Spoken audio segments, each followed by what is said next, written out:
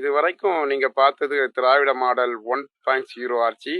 அடுத்த 5 வருஷம் நீங்க பார்க்க போறது திராவிட மாடல் 2.0. மு.க. ஸ்டாலின் மண்ணை கவினர். மக்கள் முட்டாள் கிடையாது ஸ்டாலின் அவர்களே. மக்கள் கொஞ்சமும் சிந்திக்கக்கூடியவங்க தான். யாரை எங்க வைக்கணும்னு அவங்களுக்கு நல்லாவே தெரியும்.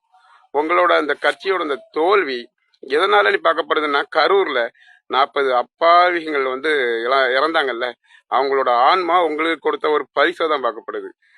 என்னதான் இருந்தாலும் நான் ஒரு மாற்றுக் கட்சியினர் தான், நான் ஒரு பாஜக காரனா இருந்தாலும் இந்த விஜயோட வெற்றி, இந்த டிவிக்கோட வெற்றியை பாராட்டி ஆகணும். ஏன்னா தமிழ்நாட்டுல, அதாவது நம்ம தமிழ்நாட்டுல ஜாதி பார்க்காம மதம் பார்க்காம ஒரு கட்சி தனியா நின்று ஜெயிக்க முடியும் அப்படிங்கிறத அவர் வென்று காட்டியிருக்காரு. அது ஒரு பெரிய விஷயம். மக்கள் பலம் இருந்தா எதுவுமே சாதிக்கலாங்கிறத காட்டியிருக்காரு. அது மட்டும் இல்லாம இங்க டிஎம்கே ஏடிஎம்கே 2 கட்சியும் தாறுமாறா பணம் இறக்குனாங்க. ஓட்டுக்கு 1000 5000 ஒத்த காசு இறக்காமலும் ஜெயிக்க முடியும் அப்படிங்கிறத டிவிக்கே நிரூபிச்சு காட்டியிருக்காங்க. அது நான் ஒரு வேற கட்சியினராக இருந்தாலும் ஆனா இந்த விஷயத்த பெருமையா தான் எடுத்துக்கொள்றேன். ஏன்னா நான் தமிழ்நாட்டு மக்கள் காசு வாங்காம ஜாதி மதம் பார்க்காம ஒருத்தரை ஜெயிக்க வச்சிருக்காங்க அப்படிங்கிறதையே நான் ஒரு பெரிய விஷயமா தான் பார்க்கிறேன். விஜய் அவர்களை நீங்களும் தயவு செய்து ஜாதி மதம் அப்பாற்பட்டு மக்களுக்கு நல்லது பண்ணுங்க. மக்கள் உங்க மேல நம்பிக்கை வச்சு வாக்களிச்சு உங்களை தேர்ந்தெடுத்திருக்காங்க. அந்த நம்பிக்கையை காப்பாத்துங்க. நன்றி. இதுவரைக்கும் நீங்க பார்த்தது திராவிட மாடல் 1.0 ஆட்சி. அடுத்த 5 வருஷம் நீங்க பார்க்க போறது திராவிட மாடல் 2.0. மு.க. ஸ்டாலின் மண்ணை கவினர். மக்கள் முட்டாள் கிடையாது ஸ்டாலின் அவர்களே. மக்கள் கொஞ்சமும் சிந்திக்கக்கூடியவங்க தான். யாரை எங்க வைக்கணும்னு அவங்களுக்கு நல்லாவே தெரியும்.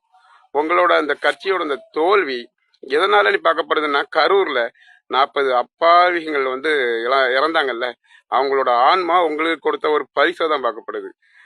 என்னதான் இருந்தாலும் நான் ஒரு மாற்றுக் கட்சியினர் தான், நான் ஒரு பாஜக காரனா இருந்தாலும் இந்த விஜயோட வெற்றி, இந்த டிவிக்கோட வெற்றியை பாராட்டி ஆகணும். ஏன்னா தமிழ்நாட்டுல, அதாவது நம்ம தமிழ்நாட்டுல ஜாதி பார்க்காம மதம் பார்க்காம ஒரு கட்சி தனியா நின்று ஜெயிக்க முடியும் அப்படிங்கிறத அவர் வென்று காட்டியிருக்காரு. அது ஒரு பெரிய விஷயம். மக்கள் பலம் இருந்தா எதுவுமே சாதிக்கலாங்கிறத காட்டியிருக்காரு. அது மட்டும் இல்லாம இங்க டிஎம்கே ஏடிஎம்கே 2 கட்சியும் தாறுமாறா பணம் இறக்குனாங்க. ஓட்டுக்கு 1000 5000 ஒத்த காசு இறக்காமலும் ஜெயிக்க முடியும் அப்படிங்கிறத டிவிக்கே நிரூபிச்சு காட்டியிருக்காங்க. அது நான் ஒரு வேற கட்சியினராக இருந்தாலும் ஆனா இந்த விஷயத்த பெருமையா தான் எடுத்துக்கொள்றேன். ஏன்னா நான் தமிழ்நாட்டு மக்கள் காசு வாங்காம ஜாதி மதம் பார்க்காம ஒருத்தரை ஜெயிக்க வச்சிருக்காங்க அப்படிங்கிறதையே நான் ஒரு பெரிய விஷயமா தான் பார்க்கிறேன். விஜய் அவர்களை நீங்களும் தயவு செய்து ஜாதி மதம் அப்பாற்பட்டு மக்களுக்கு நல்லது பண்ணுங்க. மக்கள் உங்க மேல நம்பிக்கை வச்சு வாக்களிச்சு உங்களை தேர்ந்தெடுத்திருக்காங்க. அந்த நம்பிக்கையை காப்பாத்துங்க. நன்றி.